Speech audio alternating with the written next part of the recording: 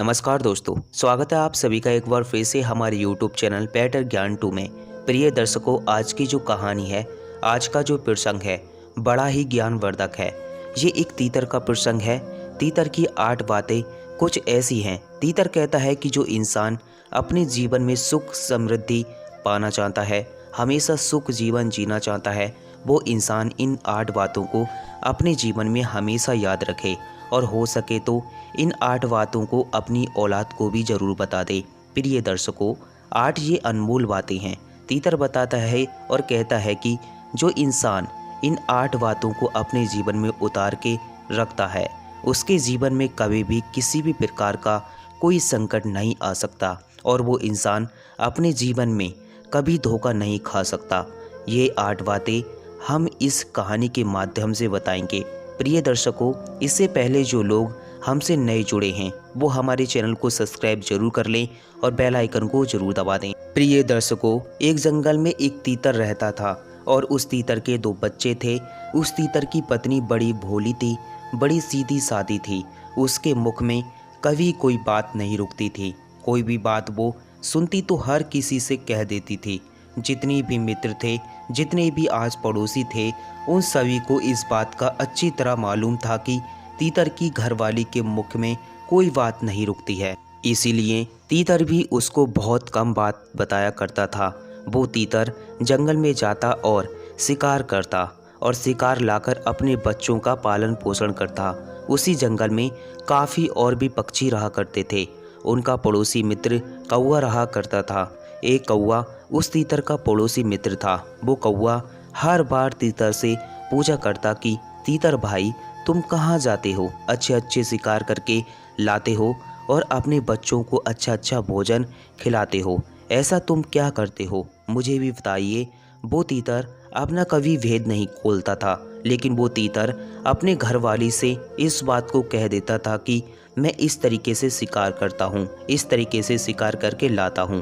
प्रिय दर्शकों, वो तीतर किसी को अपनी बात नहीं बताता था, लेकिन उसकी जो घरवाली थी वो बड़ी भोली थी, सीधी थी। उसके मुख में कभी कोई बात नहीं रुकती थी। जब वो तीतर अपनी बात नहीं बताता था तो वो कौवा तीतर के घरवाली से इस बात को पूछता था कि तुम्हारा पति कहाँ जाता है और कैसे शिकार करता है। प्रिय दर्शकों, वो तीतर अपनी घरवाली को खूब समझाता कि तुम किसी को मत कहना।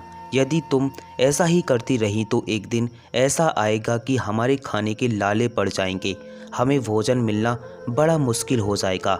लेकिन तीतर की पत्नी बड़ी भोली थी। कुछ देर उस बात को याद रखती और फिर भूल जाती। इसी बात को लेकर वो तीतर बड़ा ही दुखी रहता था, क्योंकि तीतर हर रोज़ नई जगह खोजने की कोशिश करता था, हर रोज़ नई जगह अपना भोजन तलाशता था।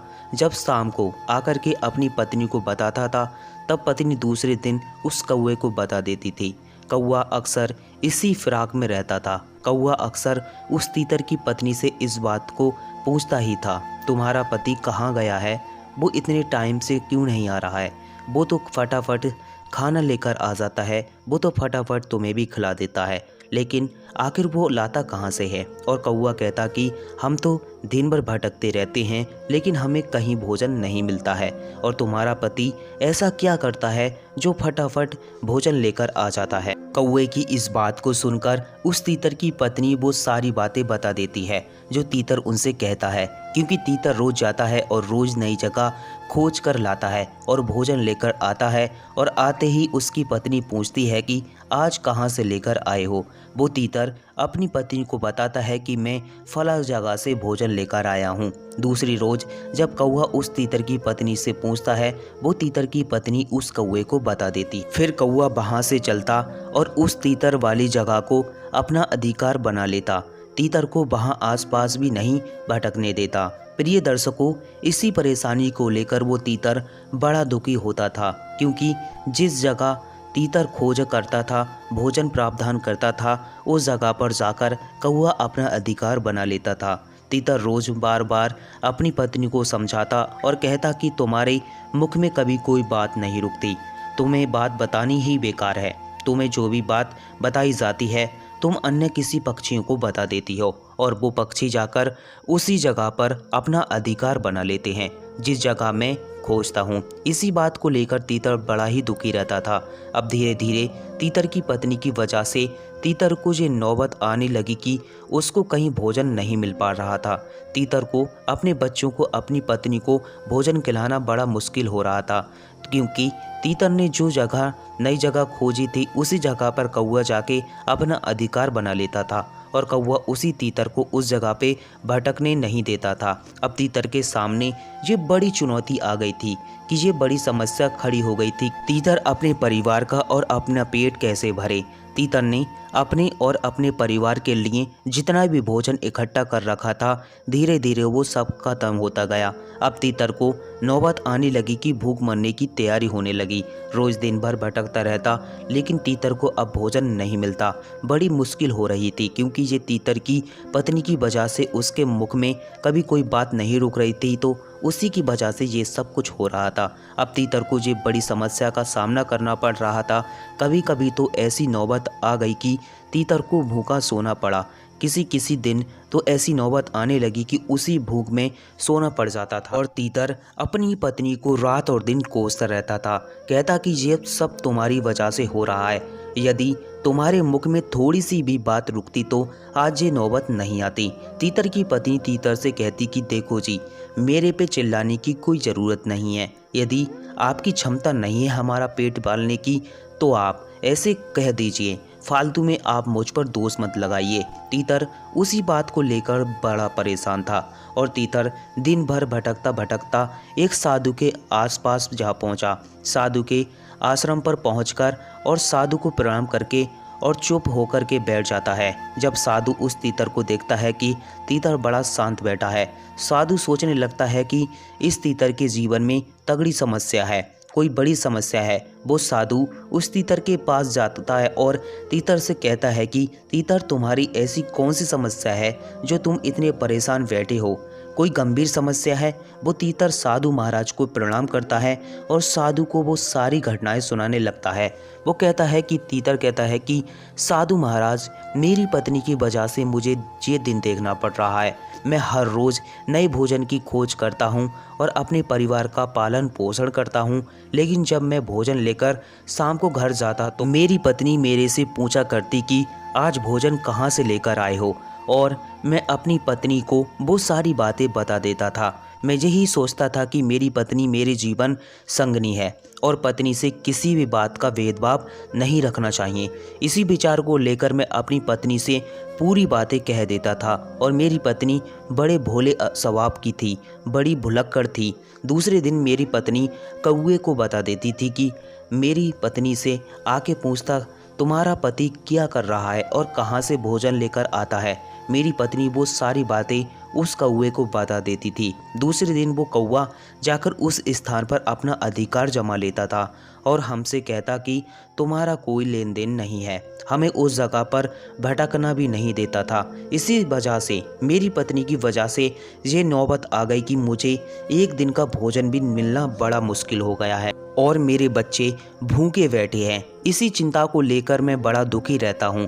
प्रिय दर्शकों, वो साधु महाराज तीतर से कहते हैं कि ये तुम्हारी मूर्खता है। जब तुम्हें ये मालूम है कि तुम्हारी पत्नी भुलक्कड़ स्वभाव की है, तुम्हारी पत्नी बहुत ही ज़्यादा जो है सीधी सादी भोली भाली है, उसके मुख में काफ़ी ज़्यादा बातें नहीं रुकती हैं, तो तुम्हें ऐसी कोई बात कहनी ही नहीं चाहिए थी जो तुम्हारे मतलब की हो और उस बात को किसी को बताने से तुम्हारा बुरा हो जाए।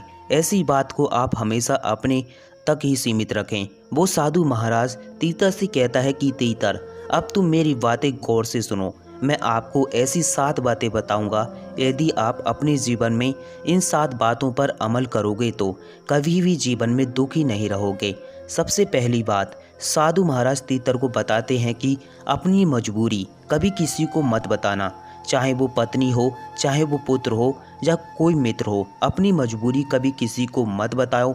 यदि आप अपनी मजबूरी किसी को बताते हैं तो सामने वाला आपकी मजबूरी का हमेशा फ़ायदा ही उठाएगा और हमेशा आपको नीचा दिखाने की कोशिश करेगा। इसलिए अपनी मजबूरियां कभी किसी को नहीं बतानी चाहिए। दूसरी बात साधु महाराज तीतर से कहते हैं। साधु महाराज कहते हैं कि तीतर भाई, दूसरी बात जो मैं आपको बताने जा रहा हूँ ये बहुत ही ज़्यादा खास और बहुत ही ज़्यादा महत्वपूर्ण जानकारी है।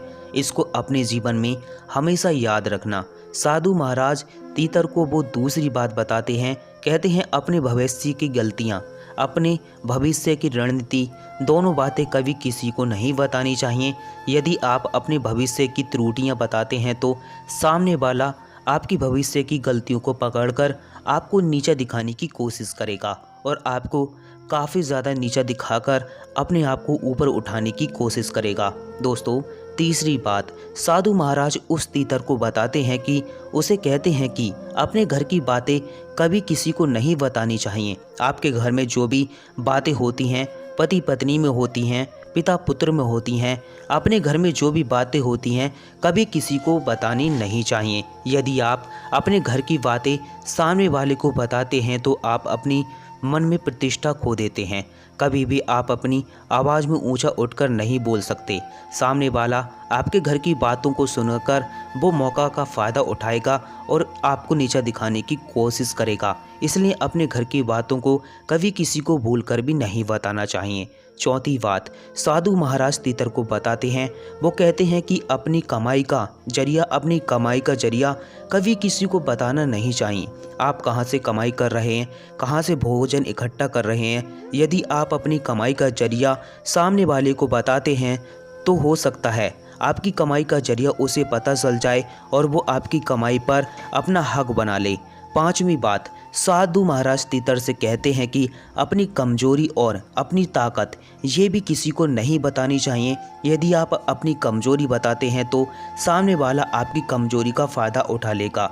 छठी बात साधु महाराज तीतर को बताते हैं कि कभी भी जीवन में अपने मित्र और अपने शत्रु को किसी को नहीं बताना चाहिए। यदि आप अपने मित्र को बताते हैं कि फला आदमी मेरा मित्र है तो हो सकता है भविष्य में सामने वाला आपकी मित्रता खत्म कर और आपके मित्र को ही आपका शत्रु बना दे। सातवीं बात साधु महाराज तीतर को बताते हैं कि तीतर भाई गौर से सुनिएगा, दिया हुआ दान कभी भी किसी को नहीं बताना चाहिए। यदि आप बाएं हाथ से दान देते हैं तो दाएं हाथ को कभी पता नहीं चलना चाहिए। यदि आप दिए हुए दान को एक दूसरे को बताते हैं, अपनी बड़ाइयों के चक्कर में बताते हैं, अपनी ढींगों के चक्कर में बताते हैं, दिए हुए दान को किसी अन्य को बता देते हैं तो आपका दिया हुआ दान व्यर्थ चला जाएगा और उसका आपको कोई फ़ायदा नहीं मिलेगा।